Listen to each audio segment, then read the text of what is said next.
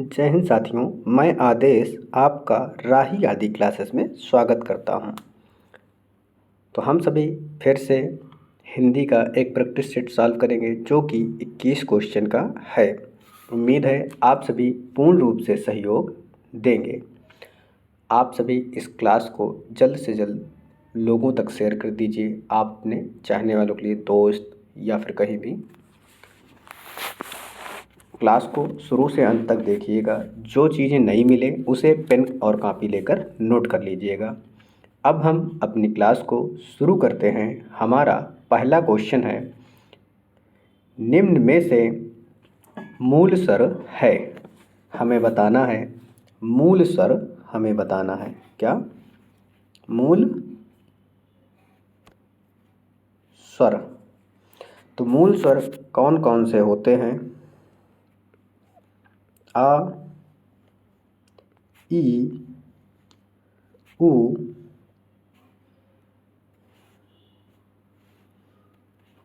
और री होता है। तो इसमें आप सभी देख रहे हैं कि मूल स्वर जो भी होगा इन चारों में से एक होगा। इसको मूल स्वर या प्राकृतिक स्वर भी कहते हैं। तो आप सभी देख रहे हैं ऑप्शन सी में आ लिखा हुआ है। तो आ जो है वह मूल स्वर होता है। आ को हम उदासीन स्वर भी कहते हैं। क्या कहते हैं? उदासीन स्वर भी कहते हैं। हमारा अगला क्वेश्चन है, इसको हमें क्रम से व्यवस्थित करना है। कैकई का चित्रण मानवीय भावनाओं से संघर्ष में पड़ा। तो सबसे पहले हम रा को रखते हैं। कैकई का चित्रण मानवीय भावनाओं के संघर्ष में पड़ा एक ऐसी नारी का चरित्र है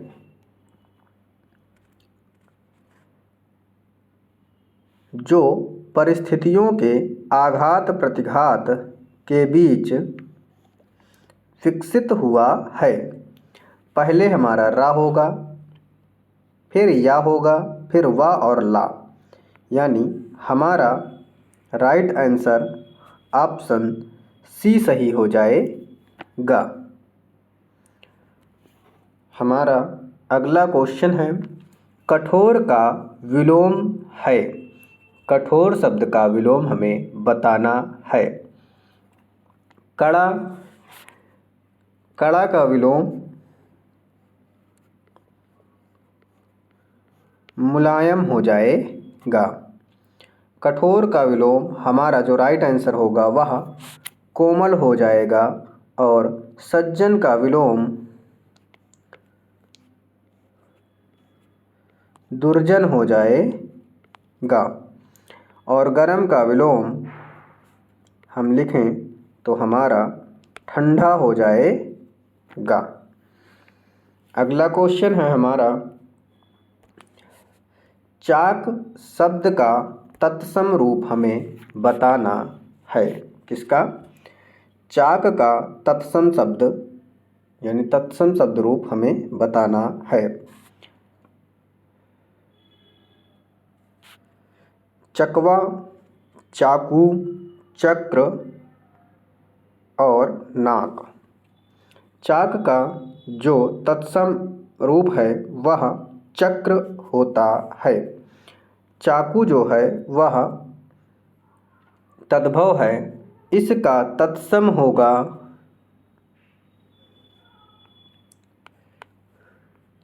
छुरिका। क्या? छुरिका हो जाएगा। नाक तद्भव शब्द है, इसका तत्सम हो जाएगा क्या? नासिका हो जाएगा। हमारा अगला क्वेश्चन दिया गया है कि रंभा शब्द का पर्यायवाची शब्द हमें बताना है। रंभा मतलब वो रंभा उर्वशी नहीं, यानी जो नृत्यांगना थी उसके बारे में नहीं है। रंभा हम केला को भी कहते हैं। तो पर्यायवाची है रंभा केला कदली को भी कहते हैं, भानु फल को कहते हैं और कुंजरासरा भी कहते हैं। यानी इस क्वेश्चन का हमारा जो राइट आंसर होगा वह हो जाएगा उपर्युक्त सभी। हमारा अगला क्वेश्चन है उच्छ्वास शब्द का तद्भव रूप होगा। उच्छ्वास शब्द का हमें तद्भव रूप बताना है। जो उच्छ्वास का तद्भव होगा वह होगा उसास। क्या होगा? उसास होगा। मदारी तद्भव शब्द है, इसका जो तत्सम होगा वह मदारी का हो जाएगा मंत्रकारी। क्या हो जाएगा? मंत्रकारी होगा। संश्रु दिया हुआ है, यह तत्सम शब्द है। संश्रु का जो तद्भव होगा वह होगा मूछ हो जाएगा। क्या? मूछ।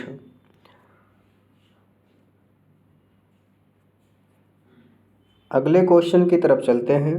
हमारा अगला क्वेश्चन है कि नीचे दिए गए रेखांकित को अनेकार्थ शब्द लिखिए। आजकल के घरों में एक सुसज्जित कक्ष अवश्य होता है। सुसज्जित कक्ष के नीचे रेखांकित किया गया है, अंडरलाइन किया गया है। इसका हमें अनेकार्थी शब्द बताना है। तो इसका अनेकार्थी क्या होगा? कमरा नहीं होगा, अंतःपुर नहीं होगा, खाना खान नहीं होगा। क्या होगा? एक बैठक होता है। आजकल के घरों में जब बनाया जाता है तो एक बैठक रूम बनाया जाता है सुसज्जित, यानी अच्छे तरीके से। जब कोई आपके यहाँ कोई अतिथि आए तो उसे हम अच्छे से बैठाकर उसका स्वागत कर सकें। अगला क्वेश्चन है कि निम्नलिखित में से कौन सा शब्द पादप का पर्याय नहीं है? दीप्ति, द्रुम, विपट, वृक्ष। तो दीप्ति क्या होता है? दीप्ति बिजली कहते हैं। क्या? बिजली को।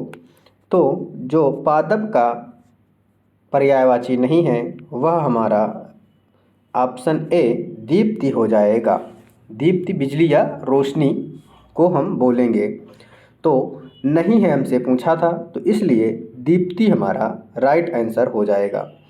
बाकी ये तीनों पादप के ही पर्यायवाची हैं। अगला क्वेश्चन है निम्नलिखित में से कौन सा एक वचन है? अब हमें यहाँ पर एक वचन बताना है। दर्शन, प्राण, आंसू, यह तीनों क्या हैं? बहुवचन हैं। बहुवचन। और एक वचन के अंतर्गत आकाश हो जाएगा। हमारा अगला क्वेश्चन है निम्नलिखित में महाप्राण ध्वनि है। हमें बताना है महाप्राण ध्वनि। तो महाप्राण ध्वनि वर्गीय व्यंजन का यानी वर्गों का दूसरा और चौथा जो वर्ण होता है उसे महाप्राण कहते हैं। इसमें का और चा दिया गया है, ये पहले वर्ण हैं इसलिए नहीं होगा। इसमें झा तो चौथा है लेकिन ये जो इया दिया गया है ये पांचवा है इसलिए नहीं होगा। तो हमारा जो राइट आंसर हो जाएगा ये है ठा और ढा हो जाएगा, क्योंकि यह दूसरा और चौथा वर्ण है। यहाँ पर ये दूसरा है लेकिन दा दे दिया, ये तीसरा है इसलिए नहीं होगा। हमारा अगला क्वेश्चन है निम्नलिखित में विवृत स्वर है। हमें क्या बताना है? विवृत स्वर के बारे में बताना है।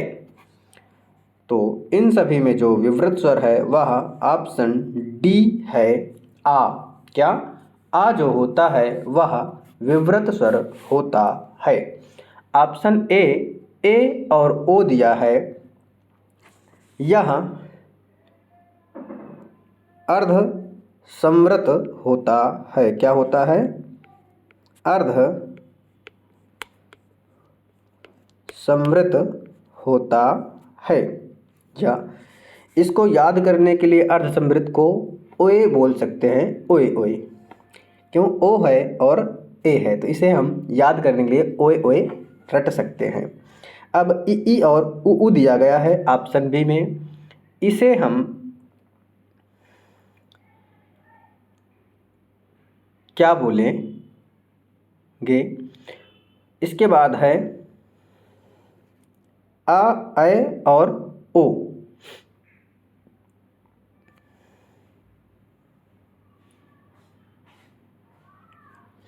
ऑप्शन सी है आ, ए, औ। इसे हम अर्धविवृत बोलेंगे। क्या बोलेंगे? अर्ध विवृत। और इसको बोल देंगे समवृत। समवृत, अर्धसमवृत, विवृत और अर्धविवृत हो जाएगा। जो समवृत है वह ई और उ है, इसे हम याद करने के लिए उई उई याद कर सकते हैं। उ से दोनों और ई से ई दोनों हो जाएंगे, तो उई करके याद कर सकते हैं। अगला क्वेश्चन है हमारा, निम्न में योग रूढ़ शब्द है। क्या बताना है? योग रूढ़। तो योग रूढ़ क्या होता है कि कोई शब्द दिया गया होता है और उस शब्द का एक अलग अर्थ निकलता है। जब उसी शब्द का कोई एक अलग अर्थ निकल कर आता है तो वह योग रूढ़ होता है। जैसे त्रिनेत्र, त्रिनेत्र लिखा हुआ शब्द है लेकिन इसका एक अलग अर्थ आएगा। क्या? शंकर आएगा। तो भगवान शंकर त्रिनेत्र है लेकिन इशारा शंकर की तरफ जा रहा है, एक अलग अर्थ निकल कर आ रहा है, इसलिए योग रूढ़ होगा। रसोई घर, रसोई और घर यहाँ दो शब्द से मिलकर बना है। और देव धन आलय, देव और आलय से मिलकर देवालय बना है, इसलिए रसोई और देवालय ये हैं यौगिक शब्द हैं। कैसे? यौगिक शब्द हो जाएंगे। पल ये हैं रूढ़ शब्द हो जाएगा जिसको तोड़ा ना जा सके। अगर हम तोड़ देंगे तो इसका कोई अर्थ पा का कोई अलग अर्थ नहीं निकलेगा और ना ही ला का कोई अर्थ निकल कर आता है, यानी हम इससे कोई अर्थ को नहीं समझ पा रहे हैं। लेकिन पल ये एक शब्द बन जा रहा है इसलिए होगा। हमसे योग रूढ़ पूछा था इसलिए ऑप्शन ए त्रिनेत्र हो जाएगा।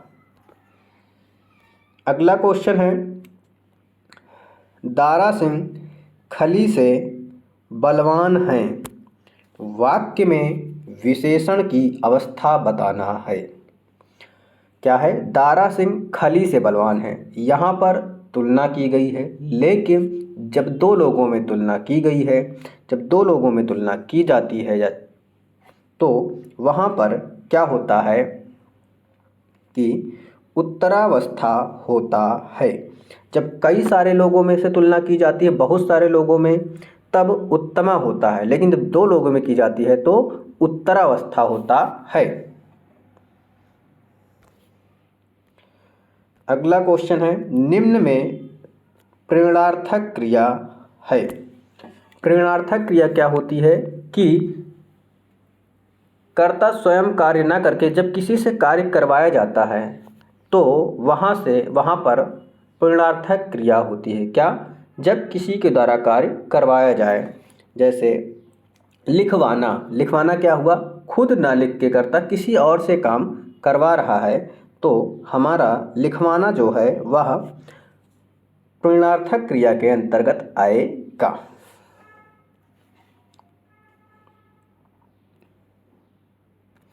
अगला क्वेश्चन है, मैं दोपहर में विद्यालय से लौटता हूँ। मैं दोपहर में विद्यालय से लौटता हूँ वाक्य में हमें अव्यय बताना है। क्या बताना है, अव्यय बताना है। किस प्रकार का अव्यय है, काल बोधक क्रिया, स्थान बोधक क्रिया विशेषण, परिमाण बोधक या रीति बोधक। वाक्य में दिया गया है दोपहर में, दोपहर में एक समय को प्रदर्शित कर रहा है। जब समय के बारे में बात किया जाए तो वह कालबोधक अव्यय हो जाएगा। क्या हो जाएगा, कालबोधक हो जाएगा। राइट आंसर ए ऑप्शन हो जाएगा। अगले क्वेश्चन की तरफ चलते हैं। रंजीत के वास्ते ही मैंने यह काम किया। क्या, रंजीत के वास्ते ही मैंने यह काम किया।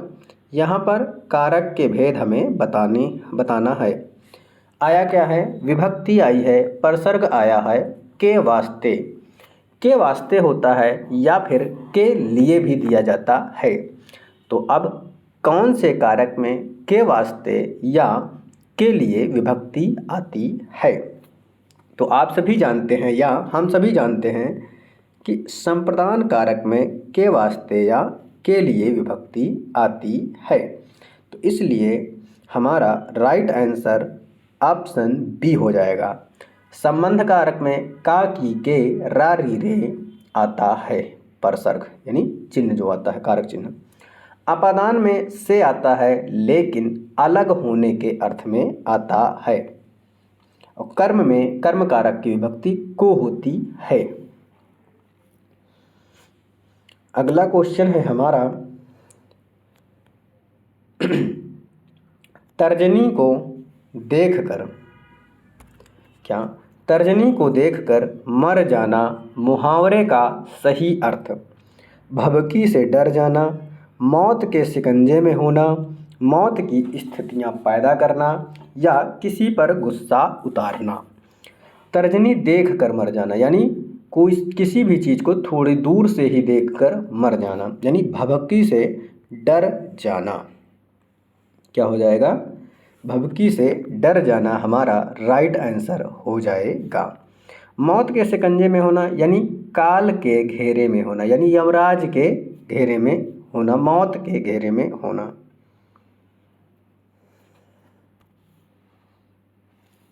आगे चलते हैं। अगला क्वेश्चन है हमारा, लोभ रोम शब्द युग्म का सही अर्थ हमें बताना है। लोभ सभी लोग जानते हैं, लोभ लालच होता है। तो पहले का जब लालच होगा तो ऑप्शन बी कट गया यानी नहीं होगा और ऑप्शन डी भी नहीं होगा। अब हमें चुनना है ऑप्शन ए और सी में। तो जो लोम होता है उसका अर्थ होता क्या है ये हमें जानना है। तो लोम का जो अर्थ होता है वह होता है रोम। क्या होता है, रोम। तो हमारा राइट आंसर जो होगा वह ऑप्शन ए सही हो जाएगा।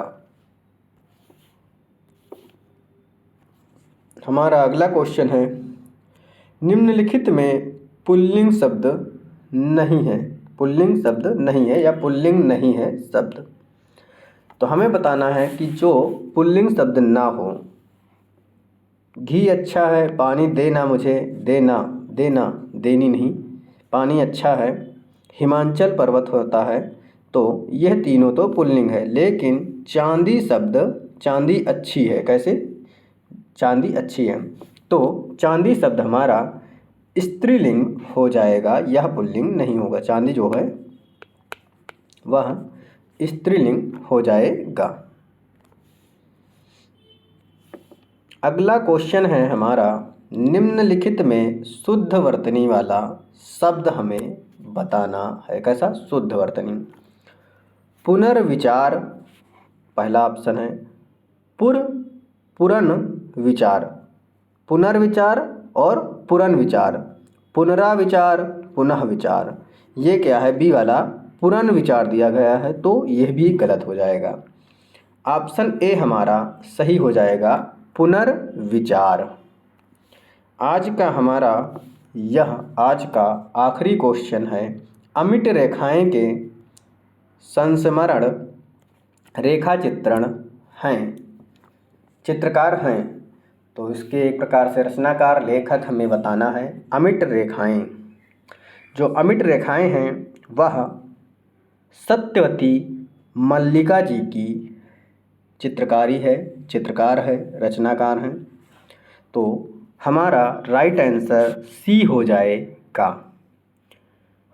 तो आज की क्लास यहीं पे समाप्त। उम्मीद है आप सभी को यह क्लास पसंद आई होगी। बस आप सभी अधिक से अधिक सहयोग करें, अधिक से अधिक अपना प्यार दें और इस क्लास को अधिक से अधिक लोगों तक शेयर कीजिए, लाइक कीजिए। आज की क्लास को यहीं पे समाप्त किया जाता है। आप सभी का इस क्लास में जुड़ने के लिए बहुत बहुत धन्यवाद।